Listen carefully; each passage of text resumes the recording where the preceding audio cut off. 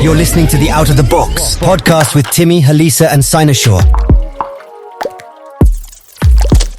Thank you for joining us again. This is Out of the Box. I'm Halisa. There's Timmy, Sinosure. But today we have guests. Hey. Today we have guests.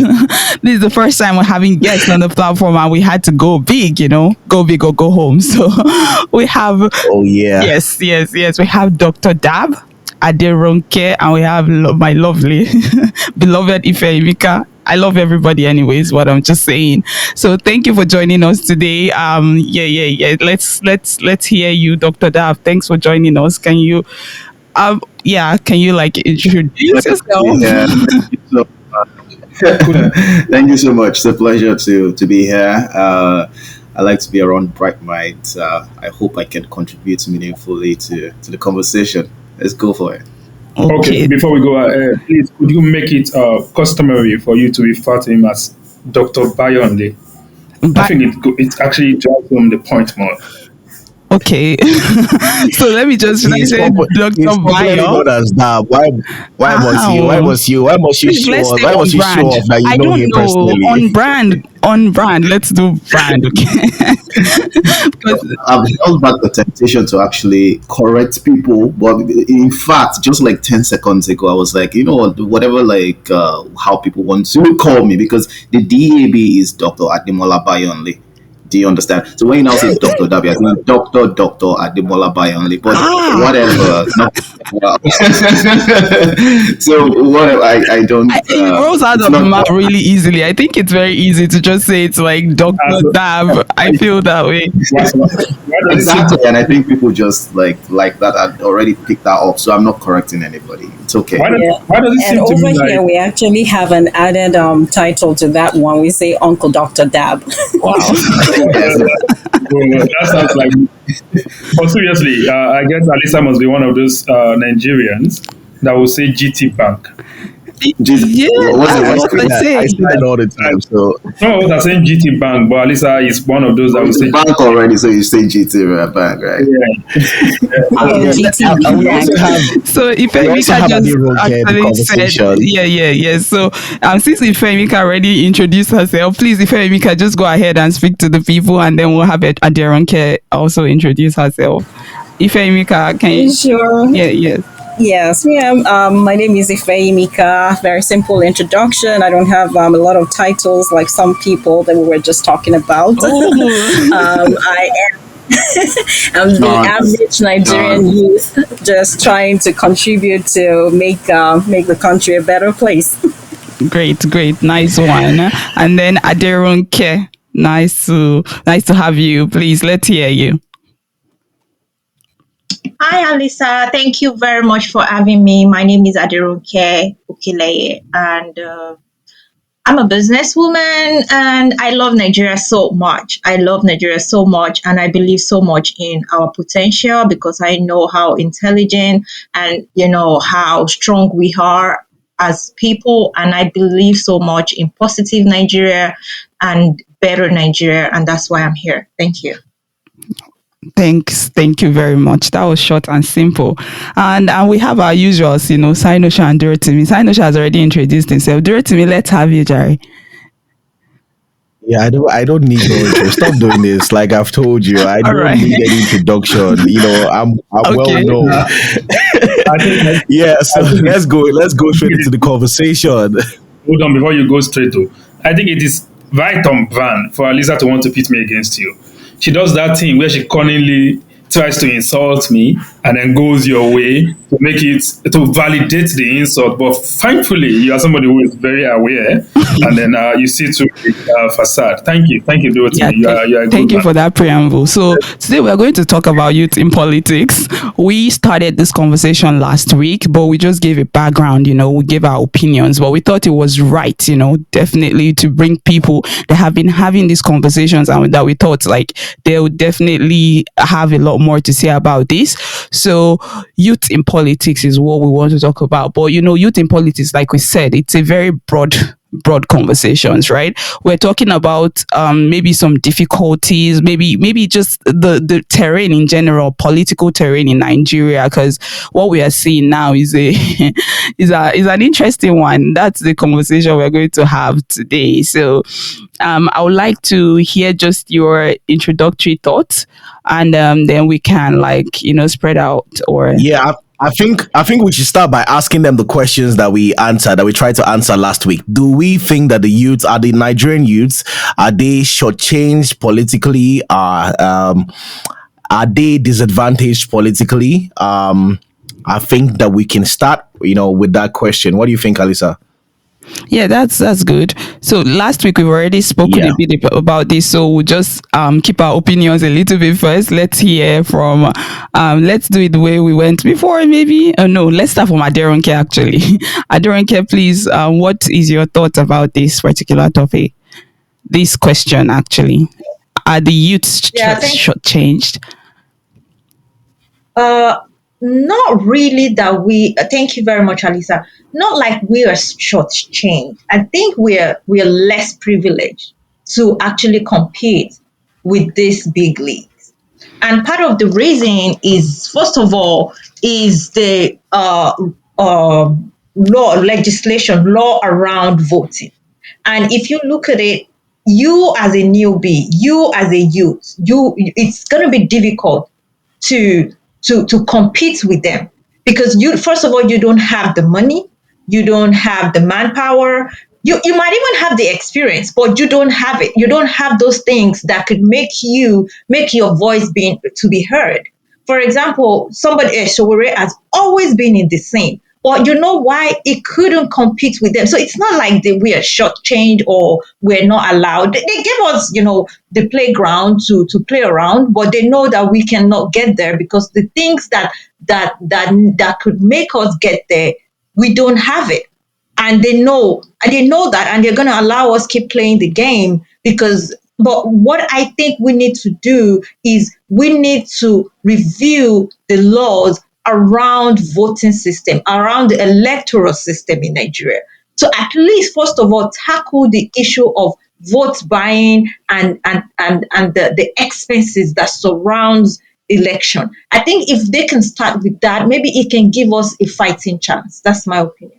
Thank you. Thank you very much. But I have a question, and I'll just pose it, but then so you can just ponder over it. You do realize, you do know about the not too young to run bill, right? So I just want to hear your thoughts on that, since you talked about law specifically, but maybe we'll circle back to you so that you just, think about that for now. So Ifeimika, can we just hear what you think about the question we posed? Yeah, sure.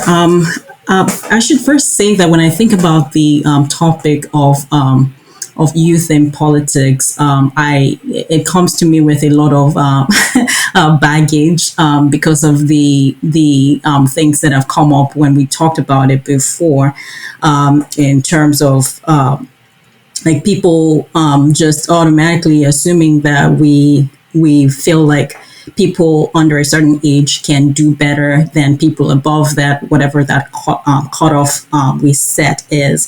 And so I should just lead by saying that when I think about youth involvement in politics and its importance, I come to it from a place of believing that it's important to have the political landscape of any society mirror the demography of that society, so that there is representation and different perspectives that those demographies represent in the politics of that country. Having said that, I think that in Nigeria, like you said, there are laws that seemingly provide an equal platform for people to engage. But there are real roadblocks. And I think we talk about finances, just what it takes to run in a democratic setting like Nigeria, and I use that word loosely. We run a we're in a democracy, so to speak. Let me not open that kind of worms. But finance is one big roadblock that I think stands in the way of youth. Just the amount of money that is involved in running for elective office. Culture is another thing that I think could or is often a roadblock. The idea that you're days and you should listen to the elders, and that you don't have experience and stuff like that.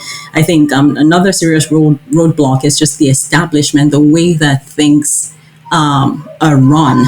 It's not necessarily in favor of youth. People want you to start from and I don't know who set the hierarchy. You go start from your local government, and then you go,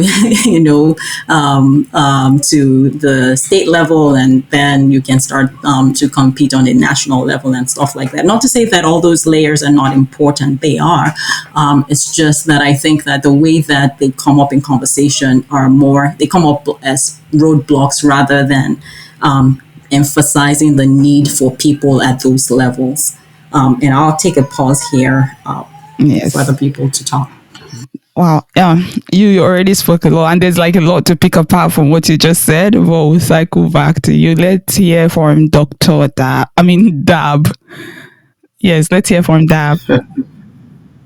Okay, thank you so much. So great. I feel that they've all kind of opened up the conversation in a very great and positive way, and I will piggyback on what Honorable Dr. Ifeyimika said. She's doing a PhD right away, so I think I'm allowed to to have that doctorate to it. About representation. My name, I think I'm the only active, or let me say active politician here, and that's evident by my name. All politicians, we all need to come up with some fancy acronyms so that people can get excited, etc. here. And if you see my handle, it's DAP for Youth, and it's obviously because I know that the youth of today, we have the capacity to do better than whatever is happening right now in the landscape. And I also think that the responsibility to pass on, to build for the next generation, rest on our shoulder. So if the coming generation fails, it's literally because we have not been able to provide a workable space or an enabling environment for them. So if we do not act now, we would not only have failed ourselves, but also failed the coming generation. Also, speaking to the fact that they all threw out these numbers of 60% people less than 25 years old, and Ifeyimika said, if we're 60% of the population, we shouldn't just be seen as a voting block. People will just come, show up, and we can be used to vote, but also let ourselves be represented, because we have unique problems, unique challenges, and be represented in that frame. Also, the fact that we've tried people of different age group, or different people, most especially in that upper quartile, over and over. And I think Dorothy said this morning, one of the space, it's really insanity doing the same thing over and over and expecting different results. Also speaking to the freshness of ideas that youth bring. So that there's a lot that I feel personally that we youth need to offer. But yes, we've been disenfranchised in so many ways. The first one is that I don't even think we have the mentorship. The people above, the people that in that quartile, I don't think they've actively thought of raising people. And I always say there's a difference between mentorship and leadership. A lot of people, when you're somebody you call your mentor, if he does not rise, then you don't rise. That's really not mentorship. And that's literally what we're seeing in a lot of political space in Nigeria, especially today, that if your leader or something does not become maybe the Senate president or something, then you cannot move to the next level. In fact, we've seen people who with their leaders, they're jostling for the same position, and somebody needs to step in. That's really not mentorship. People who literally mentor the coming generation are people who think that they want the coming generation to do better, way better than them, even higher than where they could achieve. and also I don't think we've seen that type of mentorship, that type of passing the gem down in our generation. Now it's literally rest on our shoulder to pick up the pieces and do what we were not given for ourselves. So I mean, before we move into the issues and the problems of or the challenges of youths in politics, I think that that's literally what I just to open up the conversation of why I believe yes, because you're a young person does not naturally does not naturally confer a superior leadership skill. But we've seen people in young age do way much better. And like I said, this is our generation. We are the we have the numbers. We literally have our needs to be met. And the world has changed so quickly in the past 10 years that a lot of things happening right now is really powered by the youth. So what's it with the leadership that we cannot handle? Thank you. Yeah, thank you. DAB for youth, like DAB for youth. I think that's what we should just hold on to during the course of this episode. DAB for youth, and I think you, yes, it can easily be googled or searched. So DAB for youth. I think you made good points, but I would also pose a question. I mean, so you can like return to it maybe later. Is you said something about mentorship. I think that depends on who is hearing it. People, do you think that it's something that people might easily just say we have, or what's it called? When you talk about mentorship and then the conversation around godfatherism, like is there no a thin line there, or because who should mentor who, and if there is a mentorship there, how would you now distinguish that with maybe say godfatherism? Honestly. Yeah. So yeah, that's a question I would like for us to return back to later. Yeah, I think yeah, I think he actually made a very good point, and I would love to hear him answer that. But like, I feel like he actually made a very good point. There was something I said last week. I think towards the end of the podcast last week, I said Nigerian youths are active in politics. We are active, but the only issue is that we're not active for ourselves. Like Dr. Dab, said. We should not just be seen as like a voting bloc, yeah. So and I think that's what we're just looked at. Oh, the youths are just, so we're not actually in politics for ourselves yet. Maybe in future elections, like, because like when a young person comes out to contest, most people just shun them, like, who are you, like, so I feel like if we're in politics for ourselves, we would be paying attention to a lot of newbies, because like you asked the question, Alisa, about the not too young to rule bill, and there was something that was consistent in the last election, and it's also centered around many of the challenges that young people face, which is experience.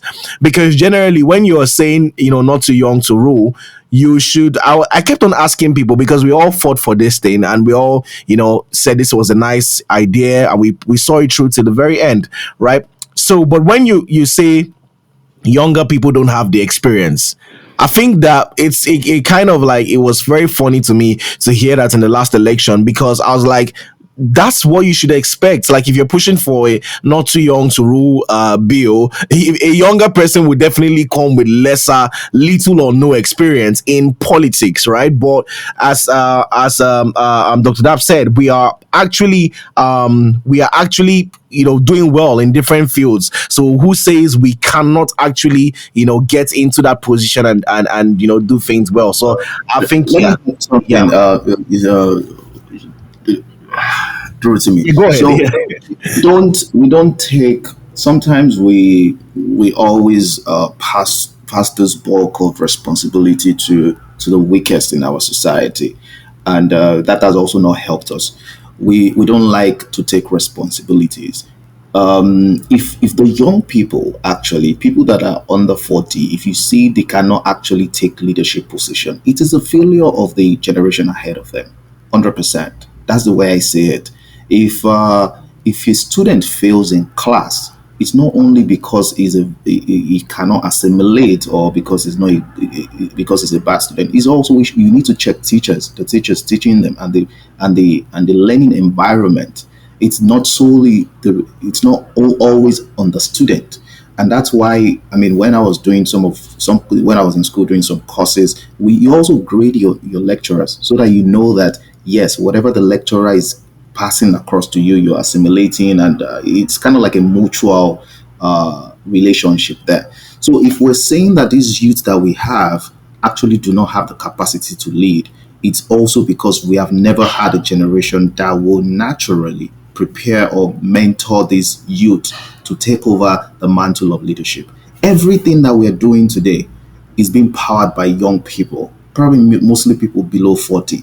If you're more than, just this morning, somebody was telling me about Thread, and I'm like, I don't think I want to download Thread. What is this social media handle again? We want to start all over again. Like, I know doctors, I know tech, everybody's saying, oh my God, it's about social media these days. It's about so many things. Like, I need to, like, that's where the money is. Nobody's even looking at all these fancy, what's it called, degrees again. So everything is changing. Everything around you, the cars we drive, the food we eat, where we go to, how we travel, how we access education, how we do everything, it has changed so far from what it used to be. And if we're saying that people that are mostly affected by that cannot actually chart away a course for themselves, I think it's just very ingenious. It's stupid. Let's just put it like that. So number one is that there's a failure of that value chain down, and they are also saying that you're failed. You cannot do it. You're a failure. But even the Yorubas, and I'm sure Sinosha will corroborate this, they will say agba o ki n wa lọ́jà ki ori ọmọ tuntun wọ́.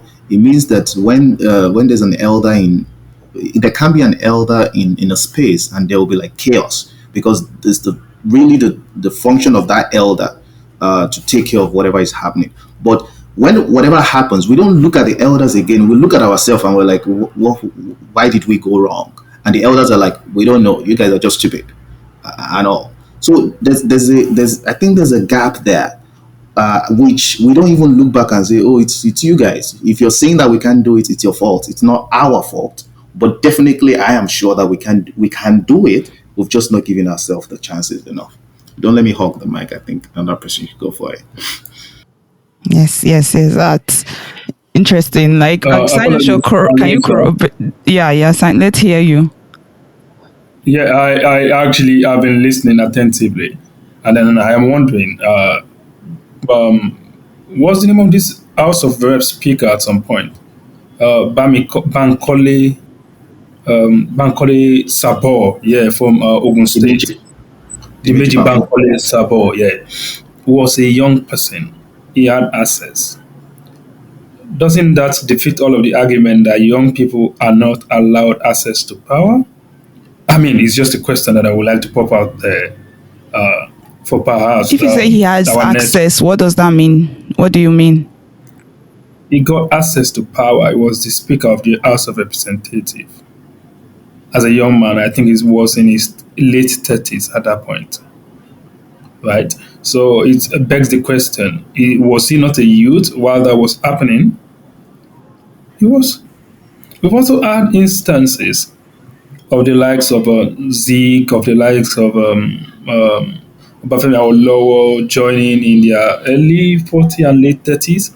And then we had the guys from the military who actually did the first coup d'etat as young men in their late 20s and early 30s. So it now presupposes that we've had youthful people emerge in political offices in Nigeria.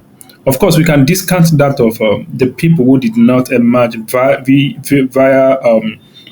a democratic process, But there were still young people, a lot of them, that actually became the president or what have you in this country. So does that, is it like it sounded to me like our conversation now is completely changing the story, compared to what has happened in the past. So I would just like maybe Aderonke or Ifeyimika to quickly help us go into that and tell us perhaps the differences that they might have seen, what exactly has contributed to the shift in that particular kind of event happening. Like we are now complaining that young people are not allowed access to power. What must have changed? Seriously, I would like to hear from them with regards to that. Yes, if I, Yeah, I think Adirunke should come in at this point. Hi. Okay, please, could you repeat that question? I was thinking maybe you were directing someone else. I wasn't grabbing it. Can you repeat it so that I Oh, can? okay. I had to go to a path of explaining that we've had young leaders in the country, right? Youthful, indeed, leaders in the country over since independence, particularly. But recently, right, I have been hearing things around youths in the Nigerian state complaining of the fact that they are not being allowed access to power. So I'm not asking like what exactly has changed between then when we had a lot of people in their youthful ages emerging in position of authority as leaders of industries, as leaders in government, amongst other things, government particularly now. What exactly has changed between then and now? We want to pick your mind. Thank you very much. Honestly, nothing has changed, and it still boils down to my first point, which is the way we conduct election in Nigeria has to change because these people, if you remember, I think you mentioned Dimeji Bankole. Dimeji Bankole obviously did not fund his own election, obviously had godfatherism, and there's so much money that went down, and I think Dab said, or Ifeimika said something about, if you are doing the same thing all over again, nothing is going to change. And what we've been doing in the past is the way that they sell vote, they buy vote, they see election as a form of investment. So, and somebody said again that, the fact that you're a youth does not automatically mean, that you are qualified for that position. And I don't think Dimeji Bankole was qualified for that position. I don't think GRV that almost wanted to go into election this last time, governorship this last time, was qualified for that position. We have youths that actually have done things in the past, that they've actually been successful in different areas of life, that have actually been in civil service for so long, that have actually done something remarkably in Nigeria, that understand the politics of Nigeria. That is the youth that we're talking about. And answering if Alisa's question about not too young to run, that was like throwing us bomb. They know that we cannot achieve it. We cannot achieve that thing because yes, we don't have experience. I'm not going to say generalize we there, because there are people that have the experience. There are youths that have all the experience that you need. Of course, they might not be as experienced as these old people, but they have the experience. They know. We don't think, because the experience that you need to run a country in the 21st century is different from the experience you need in 1989. And the experience that you need to run a country in this 21st century, I don't think these old men have it. They don't. So, and why can't they just remain our support? Why can't they be our backbone? That was when President Tinubu came, and I'm like, can't he just sponsor somebody?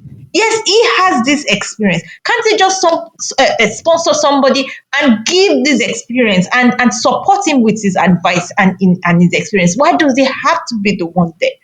But well, it is what it is. It's already there. But like I said, the not too young to run is a welcome development. I am not disputing that. But however, we need to review the laws surrounding our electoral system. There are unspoken, what's it called, loopholes in that electoral system that needs to be addressed, that we need to actually put down.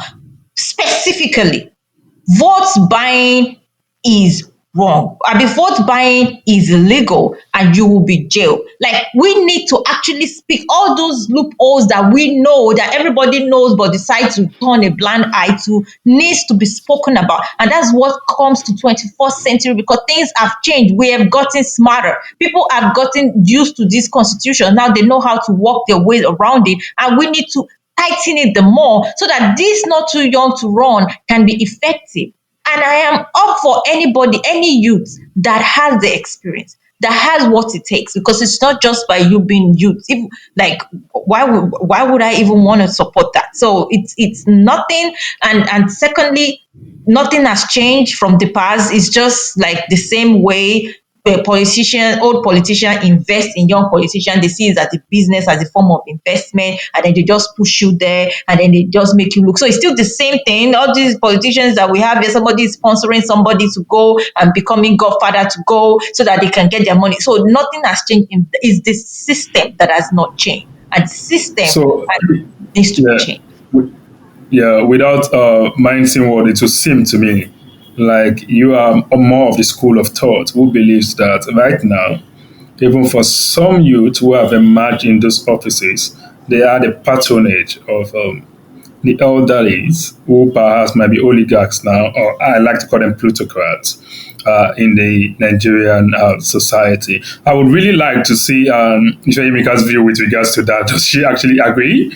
Or perhaps she has a contrary view to that opinion. Ifeimika, can we hear you, please? Sure. Yeah. Thank you, Sinosure and Ronke. I think that it's fair to say that the youth, that the few ones that have emerged despite the system and because of the type of godfatherism that we have in place of mentorship. I don't think that most of them road to power the way we like to say it. I don't really like that expression. I just couldn't find a good one. I don't think that they rode to power based on their own merits or based on their own what should I call it now? Based on their own know-how. I think that they were just cronies, and this is not any disrespect to them. It's just like when we talk about youth in politics, and we bring out this few examples. I feel like it's more of tokenism in my own view. Like there've been like 2, 3, 4 people that we can point to.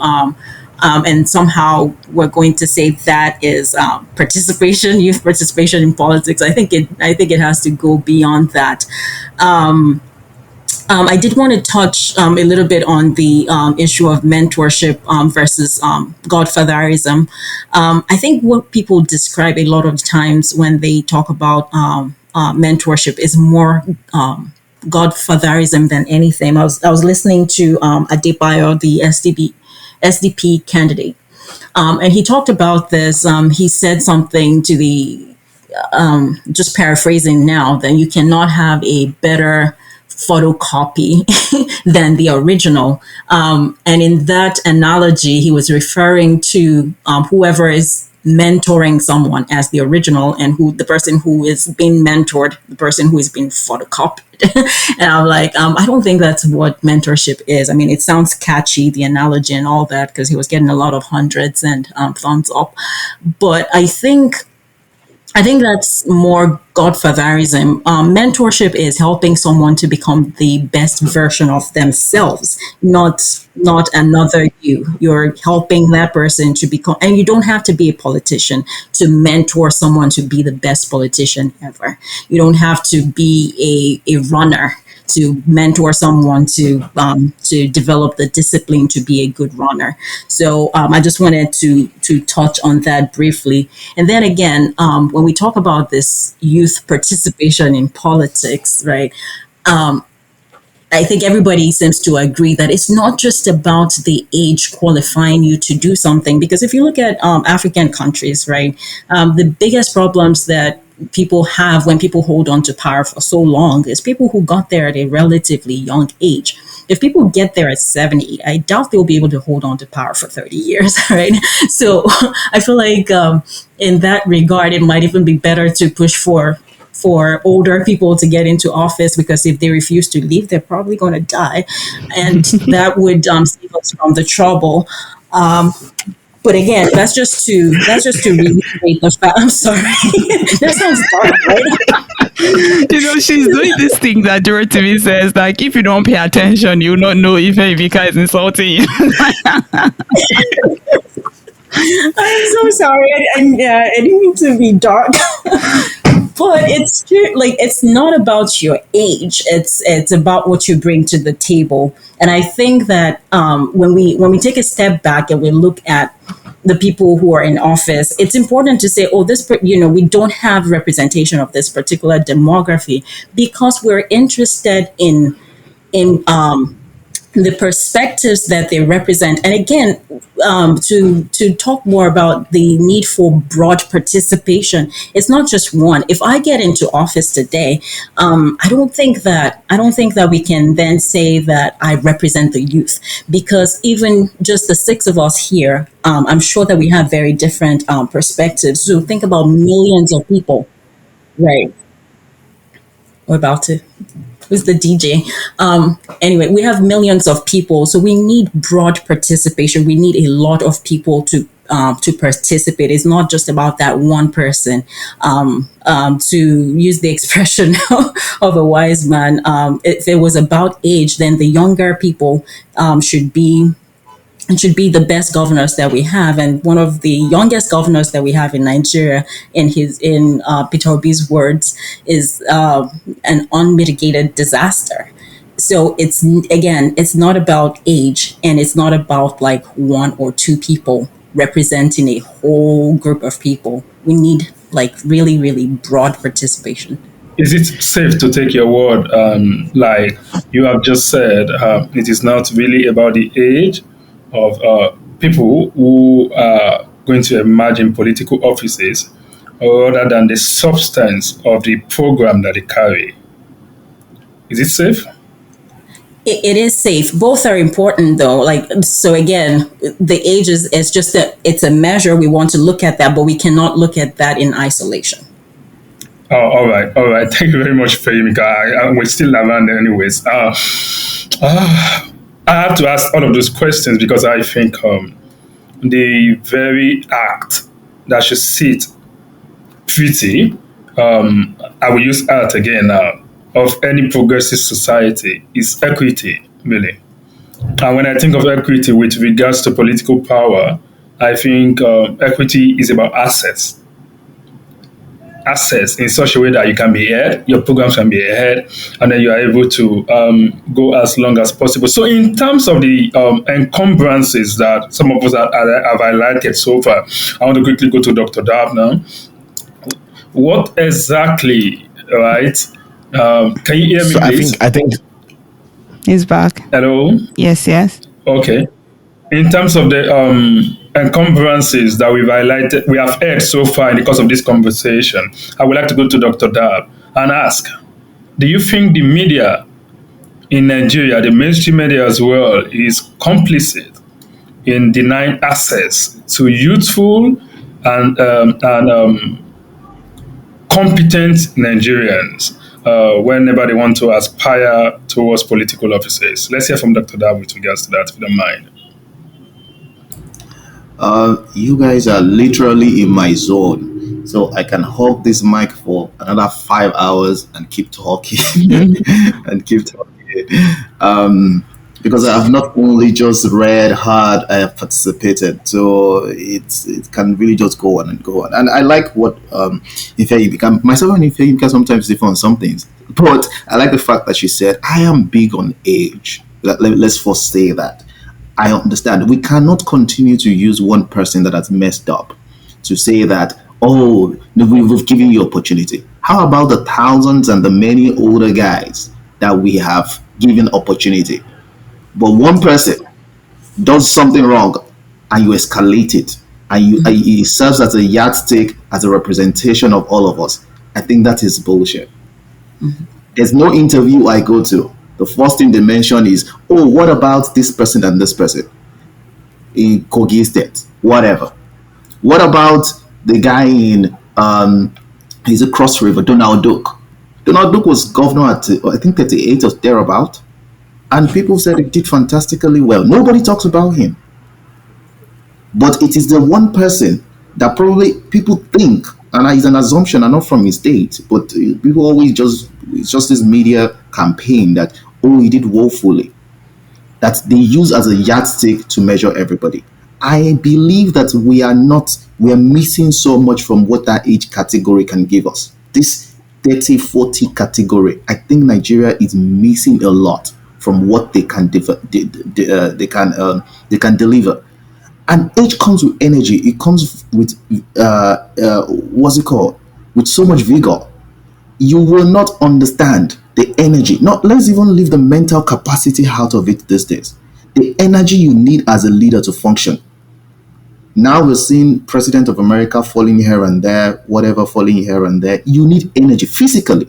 Today, I think the president is it Sierra Leone or one of the African countries now as ECOWAS chairman or something. Do you think it's easy to wake up early in the morning, fly to somewhere, be in another place, have meetings all day, and you think that you can do that in probably 60s, 70s, and everything? So there's something to do with the younger age group, and that's what I keep reinforcing. Now back to your question, Sinoshaw. You see, the media is our first INEC. In fact, they are the first what's it called? Order you have to jump over as a young person. It is just 2 weeks ago.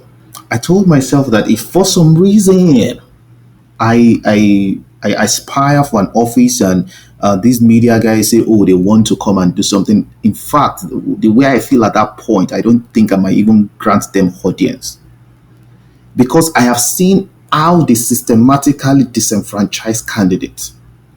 The hurdle to participate now is so huge, and I think the media, they are the first hurdle we need to cross, and they know and they identify themselves. I will use my own self as an example. Election in Osun State was July 16. Election in Ekiti was July 15. It was June 5th, June, I think it was June 12 or June 14 or something last year. It's always like a month apart. In Ekiti State, they had 6 participants: YPP, APC, PDP, APK, and some other stuff. When it got to Osun State, they had 5 participants for the debate. And we know, because we have had a rally in the state, we have had coverages from this media house, their correspondents have told us that, oh, we're sending your names, just you guys get ready for the debate and everything. When the final list came back, they called us and said, oh, we don't know what happened. I spoke with some of their correspondents, with their big guys, and they're like, oh, these policies are backhand policies. We don't know why they removed your name. Later on, we had that one of the governorship candidates said, this guy must not be on that platform. It's going to be a disaster. And we met with some of them that said, oh yeah, that was deliberate. You're just going to mess up stuff. And the media collaborated with them. BBC in particular told me at some point, and I have their recording in case they are listening and they want to come out. They said they could not find the address of my office. You can imagine such flimsy excuse. So media is so complicit in trading. And I met Rufai at some point, Rufai, and he said why he's doing some of the things he's doing is because once you say Jack Robinson is APC, before you say another thing is PDP. How come we don't talk about other parties? There are 18 political parties in Nigeria. If INEC wants to deregister, let them deregister and let us know they are just true. And he was like, I just need to be the guy talking about other parties too, so that we can know what they have to offer. He literally told me himself. We met up in Lagos at some point. So the media, of course, before you can win any election, the first thing, you have to be popular. No matter, even if you're saying rubbish, you first need to be popular. People cannot go to the ballot without know the what's it called, to vote without knowing you. They first have to know you. So their votes will depend if they like you, if they want to your manifesto rolls with them or whatever, then they're going to thumbprint for you. So the first thing you need is popularity, which is enabled by media house. So our media is extremely complicit in how people even perceive the youth. If you want to hear some, even maybe we should even talk about the price, the cost of this what's it called? We know a lot of them are more private businesses, so we probably might not be able to fault them, but they will not even give you that show time, that airtime. Showore is always shouting about media not involving him in political platform either way every time, as popular as it is. You know the funny thing about what they even did again in Oyo State during in March, or is it when it was gubernatorial, they were begging YPP candidates to come. I said, so what happened in Osun State? They said, it's the powers that be. Oh. So you see, we have a system that is so corrupt and everywhere, and it takes a discerning heart to act, the discerning eye to actually see. So yes, I am. Now, can you reveal some of, like, because I think that you're one person that can do an entire movie, maybe like a series on contesting elections and the what young people face, because you've actually been through it, and you've actually told a lot of stories. But can you reveal like some of these details? Because I remember I was in one WhatsApp group during the campaign with one candidate that was running for, I think, governorship in one of these states, and I was one of his volunteers, and one day they said that like an interview to hop on one of those stations, they need about 1 something million naira for a TV interview. So can you reveal like some of these things, because we're trying to get young people to understand what it actually takes, what are some of like the financial implications of like having like a TV interview, where they're asking you for money, and radio stations and all of those things? Okay, so that's one of the biggest hurdles in campaign because you see, like I said, and I told my crew, I said the first thing we have to do is to be popular. Nobody's going to go vote for people they don't know. It does not, especially when you're running on a platform that is not one of these two that even people in their deathbed know them. So you have to be popular. And so what can we do? We need to use we need to use media. What are the media options that we have? Billboards. If you want to use a decent billboard, it's about 30,000 naira or to 40,000 naira. It depends on the time that you get that billboard. So if you get that billboard, when we ran for office, it was the electioneering process was 3 months before, campaign was 3 months before elections. Now it's 6 months. They've changed the timeline. So if you get it like way earlier, I mean, they can give you like 30,000. So, but if you get it closer, as the election get closer, they jack up these prices. So you can be getting a very small billboard. I don't know the dimensions and everything right now at 50,000 per month. So imagine you want to run a governorship election, for instance, in a place like Osun State where you have 30 local government, and you want to put maybe 5 billboards in each local government. 5 times 30 is 130, is 150, and multiply 150 times, let's say 40,000 per month. So that is what you are going to incur. And 5 billboards in even a local government might not be enough sometimes. And you want to do like gantry, some overhead and everything. So that's one calculation you first have to do just for billboards. You want to do jingles in radio stations. The radio stations in the states, then they were collecting 15,000 per minute. So your jingle is usually 1 minute, and it's 15,000 naira per minute. So if you want to run 4 times a day at the prime time, and that's 60,000 per day in one radio station, that might not cover the whole state per day. If you want to, that's for radio jingle. You need what's it called? Posters. You need posters. So if you want to like run posters, I'm sure you need to get a printer to tell you like the accurate numbers right now. But if you're doing like 60,000 copies, or you're doing 100,000 copies, that stuff's running to like millions of naira and everything. Also understand that this is a governorship scale election. So if you're doing House of Assembly, reps, House of Representative, or House of Assembly state level, it's all different depending on the size of your election. So when you're talking about media, and now we've not talked about branding vehicles, because that's also part of media. You need probably vehicles you want to brand to take around the state.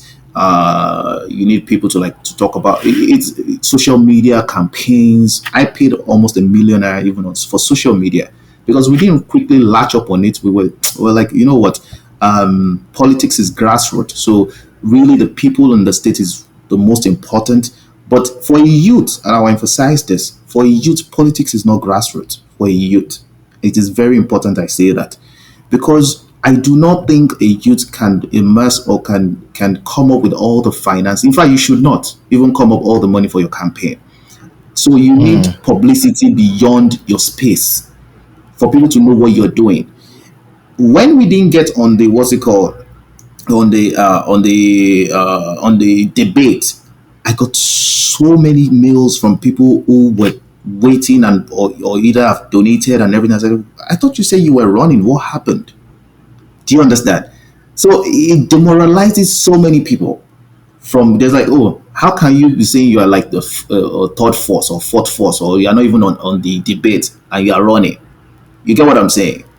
Yeah. So it's a big dent on campaign if you cannot. And of course, these media houses will look at how influential you are, how this and that, to put you on some of those platforms. So it's a lot And of one funny reason that they may also be doing this is like when you actually look at like the background of some of these media houses, they are all owned by Oh, politicians. yeah, 100%. A lot of them have politicians, so they can easily. I literally, and I'll show Kimbalo if he's listening. He literally knows about this, so it's not like I'm lying. Literally, I said, Sean, what do you mean that we didn't get on the debate? You said, you know, it is beyond my powers. This the powers that be. There are people behind the door that make this decision. They just give me the list and I interview them. I do not know. This is the first time that we're going to just have five people doing debate, and it's probably intentional. So there are guys. What? Go. May I quickly just ask then, is it that an indication that the Nigerian population might have to find a way to fund a media outlet that is particularly going to be responsible to them, seeing as you have said things about powers that be? Isn't having those the powers we want to dethrone from political positions? Let me ask. I don't necessarily. I feel that one of the issue is that we have not consistently bombarded that space. Do you understand? They are not used to like young people. It's 35, it's 31. No, you should start from House of Assembly now. It's this and that. We're used to these people with agbada and big belly and show up in jeeps, no address, no everything, come up. I think that the system, if they see that there's an influx of young people, for instance, the next election now, we see 35, 37, 38, brilliant, doing well. Do you know that these are not like fraudsters or something? They will start changing their mentality. Do you understand? They will start changing little by little. So it is still, and I told them, I said, one of the reasons why I'm running is that people need to get used to the fact that young people have common sense.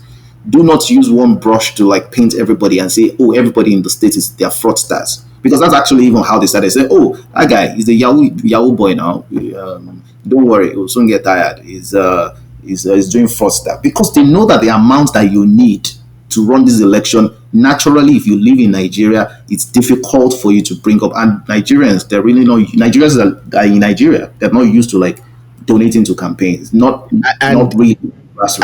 And one of the things that I really find funny is that most of the people that will tell you this particular things, this thing, like some of these things, and you know, you've said a lot. I've listened to you speak on the different platforms, and some of the people that will say the most hurtful things to you are your fellow young people. I know, so which brings me to a question that because we're running out of time. But I quickly want if Ifeimika and Adironke to also just contribute for a minute or so.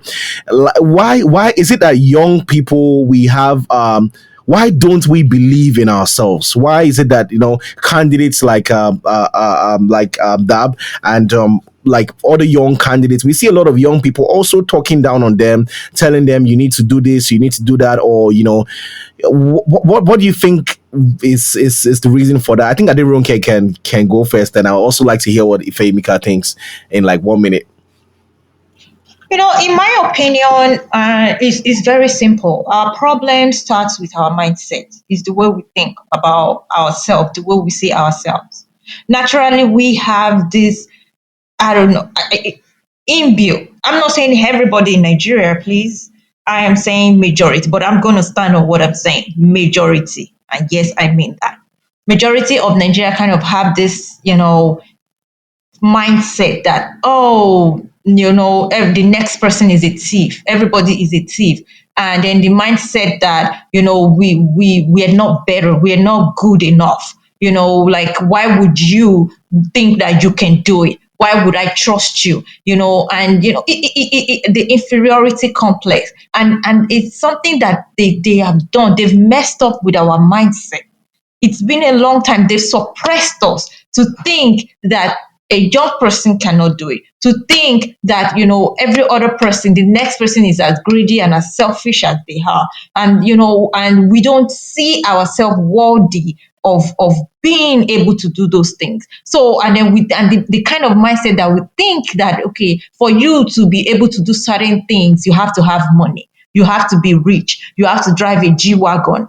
So if somebody comes and say, hey, I only have a Toyota Camry, I don't have money to share, but I have the interest of Nigeria at heart. They know that you are intelligent. They know that you have what it takes, but they will look at you, they will look outside and say, hey, what did he drive? Oh, it's not, we can't even afford a G-Wagon. Now he wants to be my president. Or you think it's because of all this English that you are speaking and then you want to become my president.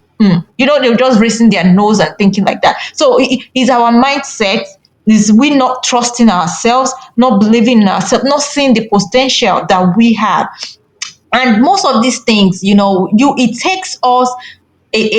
Most of us, for us to really see this thing, you have to be exposed. You have to go outside and see what other youth from other places are doing. Look at other places and see that, come on, we can do this. And I'm going to speak for me. I don't know of other people. I was in that school of thought as well. I'm like, all of us are thieves. All of us are, what do we have? Nigeria has gone, nothing, until I stepped out of, Nigeria and see other places and see what other young people are doing and seeing that, people had to fight. Like, no country had it on a platter of gold. They had to fight for it. Everything that they have, they had to fight for it. But for you to fight for something, you have to believe in it. You have to believe that that thing is worth fighting for. You have to believe that, we can do this. We have it.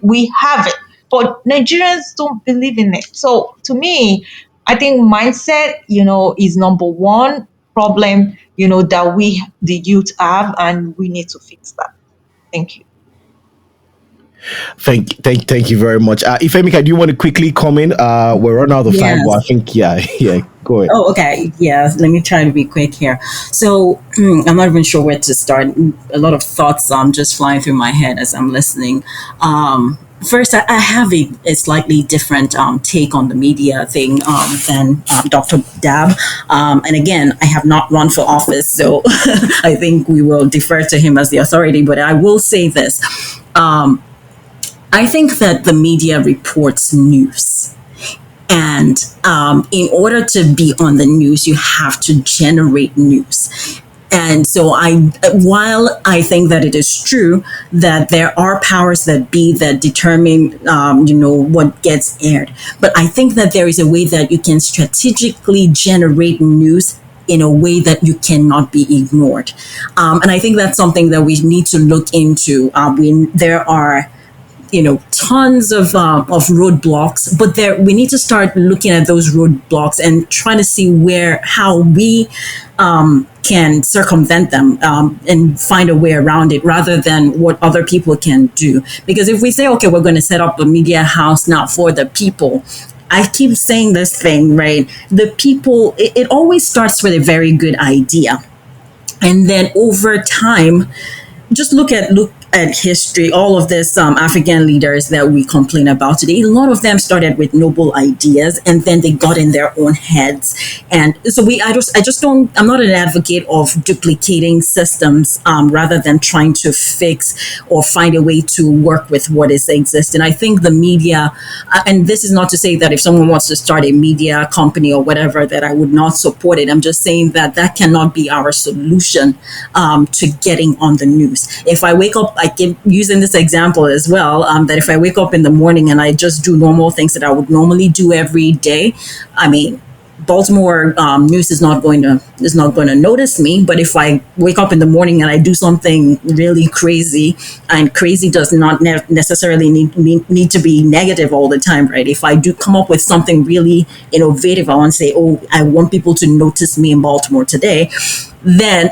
I'm likely going to end up on the news. So if we can I just use an example. I think long time ago, maybe sometime in the 90s or early 2000, there was this Mirinda advert that came out. For 3 days, there were like orange guys just with long robes.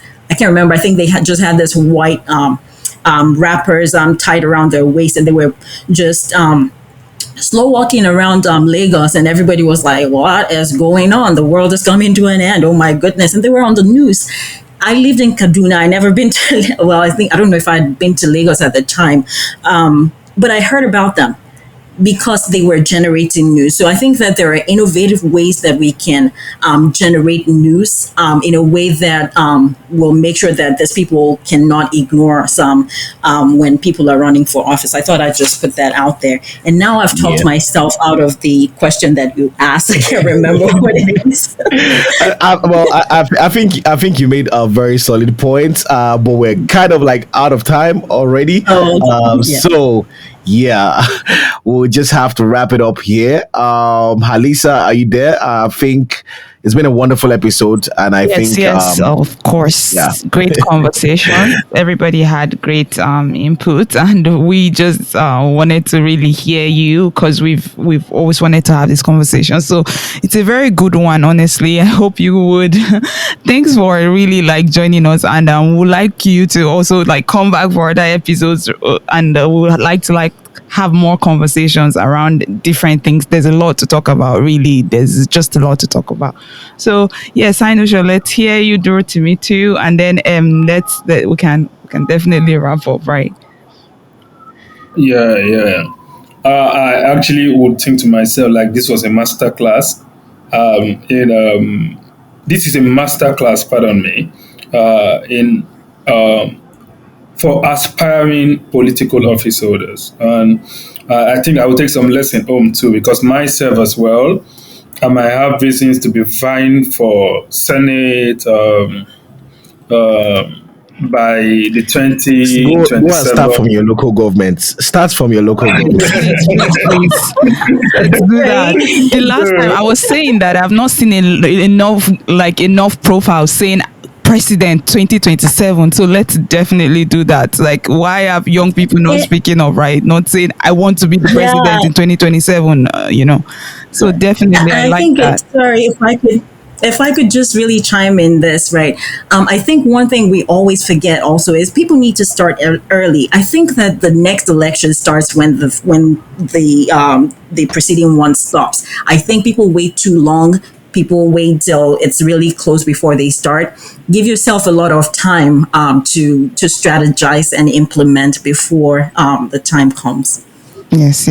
So let's start seeing it. We need to see more of it. Dab too. I wanted to say Dr. Dab for youth. Oh my God.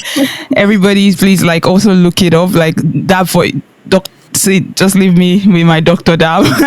Dr. Dab has already had a lot of interviews too. You can also check him up, check a lot of things that he has said out. There's a lot of things that you can really just, get into. You can ask for his handle, but I think once you just Google that, you definitely find his stuff. Aderonke too. Really, thanks for joining us today. It has been a wonderful episode. And that's all we will have to say today. Don't forget to join us next time. And that's it. Thank you, and I guess we must also get to tell Babajide Omowurawe to watch his back. Thank you. Who is that? Signing for what?